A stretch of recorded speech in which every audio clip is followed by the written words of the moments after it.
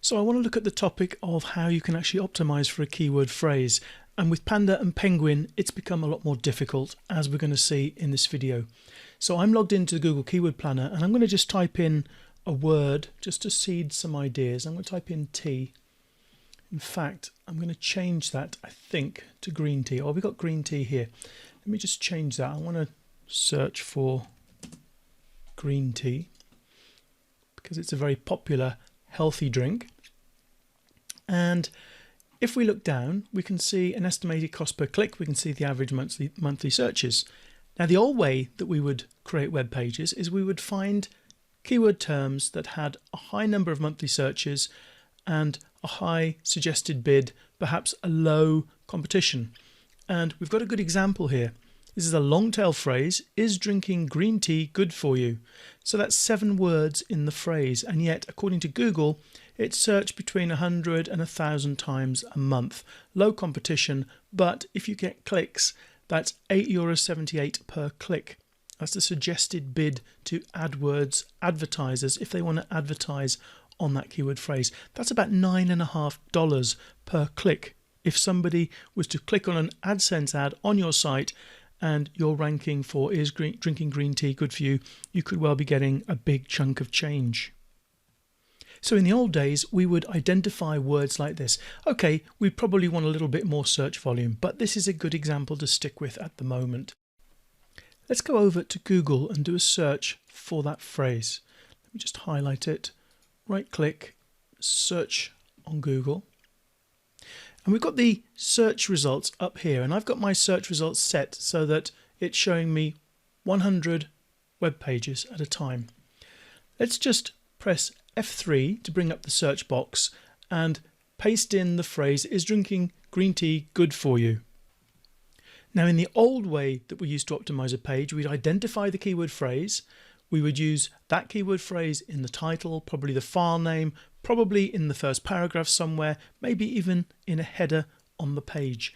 And yet I've got 100 results here, and you can see is drinking green tea good for you appears twice on the page.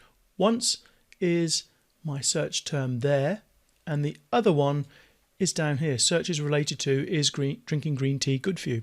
So we've got a keyword phrase here that has low competition and offers advertisers $9.50 or €8, nearly €9 compensation if somebody clicks on the ad, yet there are no web pages in the top 100 that has that exact phrase in the title or even in the description. I'm not sure whether you understand how the description is generated in the Google SERPs. Usually Google, if the keyword phrase that is being searched for, in this case is drinking green tea good for you, if it appears in the meta description, then that will be used as the description you see here. If it's not in the meta description, then Google will try to find this exact phrase somewhere on the page, and it will then create its own description based on the text that includes that search term. Well, we've just seen with this particular search that that search term doesn't appear in any description. Therefore, it's unlikely to appear exactly as this is drinking green tea good for you on any of the top 100 web pages. So the question is, how are these pages ranking for that search term if they don't include that phrase? The answer is that these pages are using theme words and theme phrases related to the topic of is drinking green tea good for you? In other words, the health benefits of green tea. And I can show you that using Web Content Studio. If I type in is drinking green tea good for you into the spider and click on the one-click spider, I'll pause the video until it completes. And that took about a minute to come back with these results. And what you can see here is that 10 out of 10 of the top 10 pages included the word antioxidants, green, health, tea. 9 out of the top 10 pages in Google included these words: bad, benefits, cancer, drinking, fat, found, healthy, help, improve, studies, weight. And then we've got words that appear on 8 of the top 10 and 7 of the top 10. If we look at the phrases over on the right hand side, all 10 of the top 10 pages naturally had the word green tea in it, but they also had at least 8 out of the top 10 the phrase health benefits, weight loss, and so on. So all of these words and phrases that are being used on these pages are telling Google that these pages are a good match for the search term. Is drinking green tea good for you? Earlier in the video, we got Web Content Studio to come up with a list of theme words and phrases that appeared on a lot of the top 10 pages in Google. And here are the theme words. So I want to take these theme words and actually do an analysis of the pages in the top 100 to see how many of them actually include, or what percentage of these words are included on those pages in the top 10. Now, fortunately, I've developed a tool to do this that's built into my personal copy of Web Content Studio. It's not built into everybody's copy, it's just my copy. And what I've done is I've grabbed the SERPs, the URLs that are ranking in Google.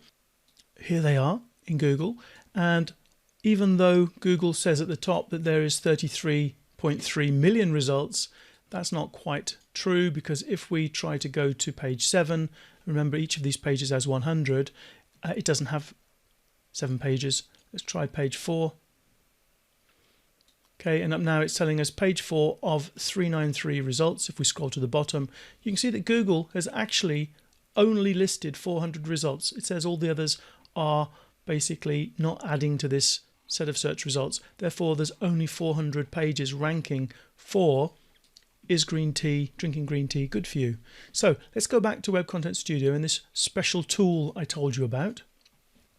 What I've done is I've grabbed the SERPs and I can import them into my tool. So here I've got the top 10 results, then from 100 to 110, 200 to 210, 300 to 310.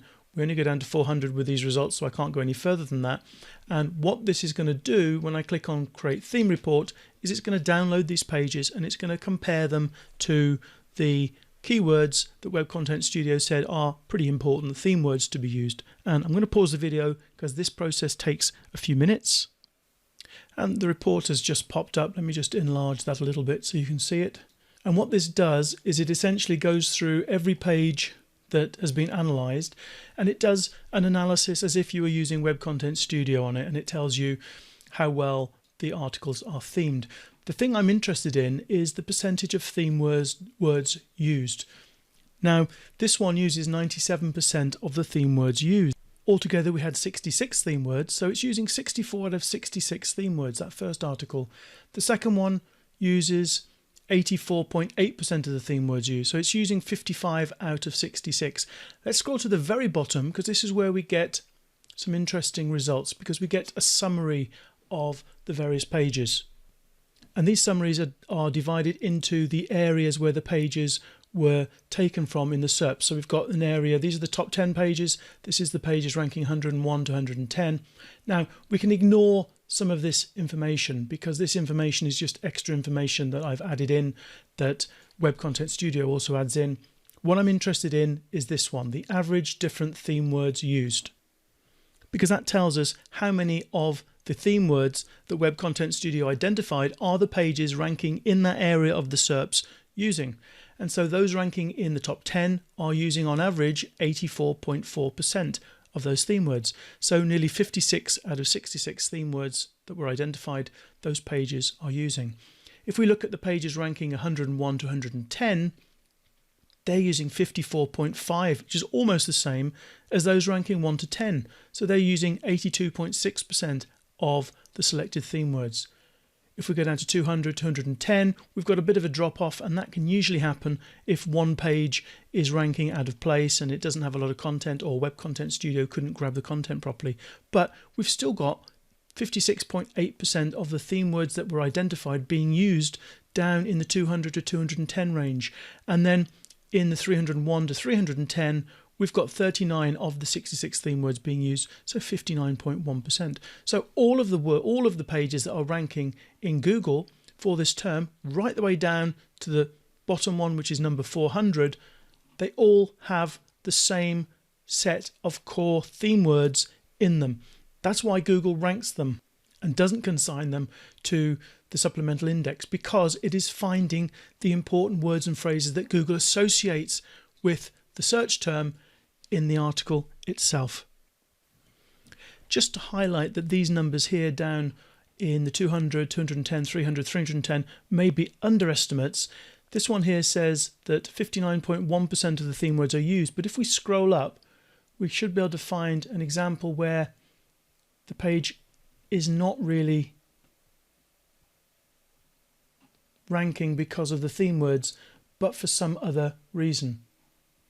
And here we have a good example. Look, this one that's ranked 302, it only has 22 words on the page. Okay, which means that it's using 1.5% of the theme words. Well, that's fine, you say. Let's go and have a look at the web page, because we can't just exclude it just because it doesn't obey what we are hoping for. However, look at this one. This page here, greenteacape.in, is redirecting to bayreviews.org green tea. And here is the article that's being redirected to. So Web Content Studio isn't seeing the redirect, it's seeing the actual page that is ranking. And this is a case of this page using cloaking redirects that if Google finds out, that page will be eliminated. But this 1.5% of theme words used brought this average down considerably.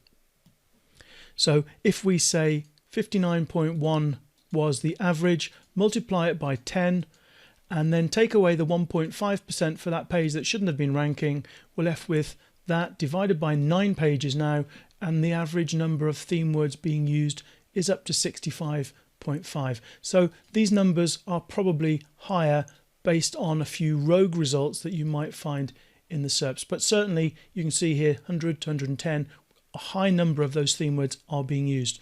So what does that mean going forward in SEO now?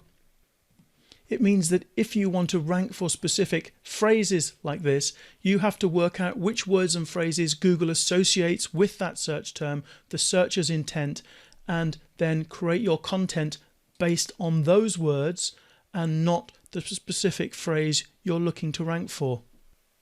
Panda, penguin, pigeon, hummingbird, pirate, all the other Google updates have made it near impossible for you to identify high demand, low competition, high cost per click, and then optimize for that specific phrase.